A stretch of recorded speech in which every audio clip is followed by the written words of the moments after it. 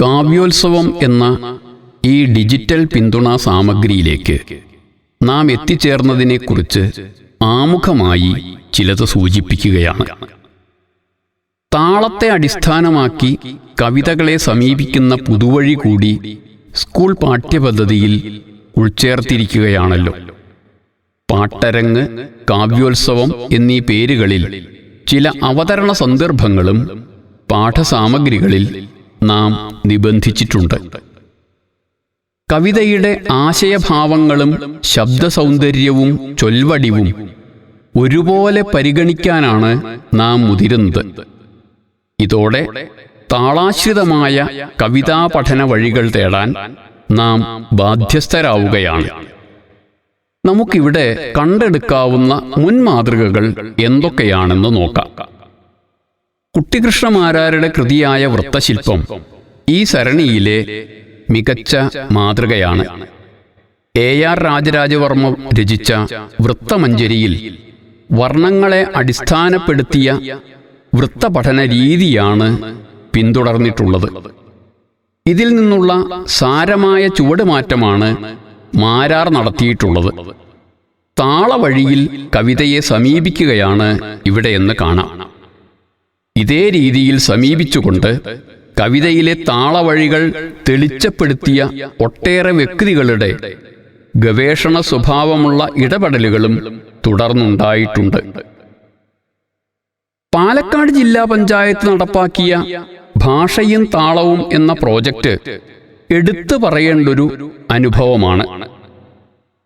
1-2 മണിക്കൂർ സമയത്തെ വിനിമയം കൊണ്ട് തന്നെ കവിതകളിലെ വിവിധ താളനടകൾ കണ്ടെത്താനും വേർതിരിച്ചറിയാനും കുട്ടികൾക്ക് കഴിഞ്ഞു എന്നത് ഭാഷയും താളവും എന്ന പ്രോജക്റ്റ് നടത്തിയപ്പോഴുണ്ടായ വലിയ തിരിച്ചറിവാണ്. താളത്തെ അടിസ്ഥാനപ്പെടുത്തി കവിതകളെ സമീപിക്കുന്നതിൻ്റെ പഠന രീതിശാസ്ത്രം തെളിച്ചപ്പെടുത്തിയൊരു ഇടപെടലായി ഭാഷയും താളവും എന്ന പ്രോജക്റ്റ് ഇവിടെ സ്ഥാനപ്പെടുത്താം എന്ന് തോന്നുന്നു. വിവിധ വ്യക്തികളും സ്ഥാപനങ്ങളും നടത്തിയ വ്യത്യസ്ത പരിശ്രമങ്ങൾ വേറെയുമുണ്ട്. കാവ്യോത്സവം എന്ന ഈ സാമഗ്രിയിലേക്ക് നമ്മെ വഴിചേർത്ത പൂർവ്വ പരിശ്രമങ്ങളായി നമുക്കിവയെ പരിഗണിക്കുകയും ചെയ്യാം. കവിതകളെ താളവഴിയിൽ പിന്തുടരുന്ന പഠന സന്ദർഭങ്ങളാണല്ലോ ക്ലാസ്സിൽ ഒരുക്കേണ്ടി വരുന്നത്. ഇതിന് അധ്യാപികമാർക്കും കുട്ടികൾക്കും വേണ്ടത്ര പിന്തുണാ സാമഗ്രികൾ വേണ്ടിവരും.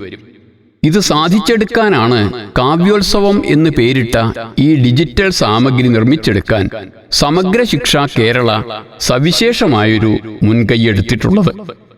3ാം ക്ലാസ്സിലെ കവിതകളെ പൂർണ്ണമായും താളവഴിയിൽ പരിഗണിച്ചുകൊണ്ടാണ് കാവ്യോത്സവം രൂപപ്പെടുത്തിയിരിക്കുന്നത്. അതോടൊപ്പം 5-7 ക്ലാസ്സുകളിലെ ചില കവിതകളെയും താളഗതികളുടെ വൈവിധ്യം പരിചയപ്പെടുത്തുന്നിടത്ത് ഉപയോഗപ്പെടുത്തിയിട്ടുണ്ട്. 2 ഭാഗങ്ങളാണ് ഈ സാമഗ്രിയിൽ ഉണ്ടാവുക. താളനടകൾ പരിചയപ്പെടാൻ ടീച്ചർമാർക്ക് ഉപകാരപ്പെടുന്നതാണ് ഒരു ഭാഗം. 3ാം ക്ലാസ്സിലെ കവിതകൾ പൂർണ്ണമായും താളക്രമം പാലിച്ച് ചൊല്ലിയതാണ് മറ്റൊരു ഭാഗം. 3ാം ക്ലാസ്സിലേക്കുള്ള കാവ്യോത്സവം സാമഗ്രി തയ്യാറാക്കാൻ സമഗ്ര ശിക്ഷ കേരള ചുമതലപ്പെടുത്തിയത് അതിൻ്റെ പാലക്കാട് ജില്ലാ ഘടകത്തെയാണ്. പാലക്കാട് SSKയുടെ സംഘാടനത്തിൽ ചെർപ്പളശ്ശേരി BRCയുടെ സമ്പൂർണ്ണ സഹകരണത്തോടെയാണ് കാവ്യോത്സവം നിർമ്മിച്ചെടുത്തത്.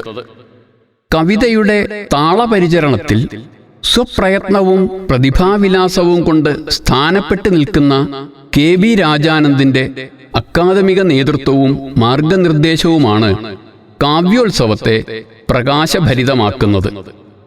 മലയാളം കോർ SRG അംഗങ്ങളായ MV രാജൻ, V രാമൻകുട്ടി എന്നിവരും കാവ്യോത്സവ നിർമ്മിതിയിൽ പിന്തുണച്ചിട്ടുണ്ട്. പ്രശസ്ത കഥകളി ഗായകരും അധ്യാപകരുമായ അത്തിപ്പറ്റ രവി, നെടുമ്പള്ളി രാംമോഹൻ, പ്രസിദ്ധ ഗായികയും ചലച്ചിത്ര പിന്നണി ഗായികയും സംഗീതജ്ഞയുമായ മീര രാംമോഹൻ, വിരമിച്ച അധ്യാപിക രാധിക രാജേന്ദ്രൻ, ഗായികയും ചെർപ്പളശ്ശേരി BRCയിലെ CRCCയുമായ കൃപ എന്നിവരാണ് കാവ്യോത്സവത്തിലെ വരികൾക്ക് ശബ്ദവും സംഗീതവും പകർന്നത്.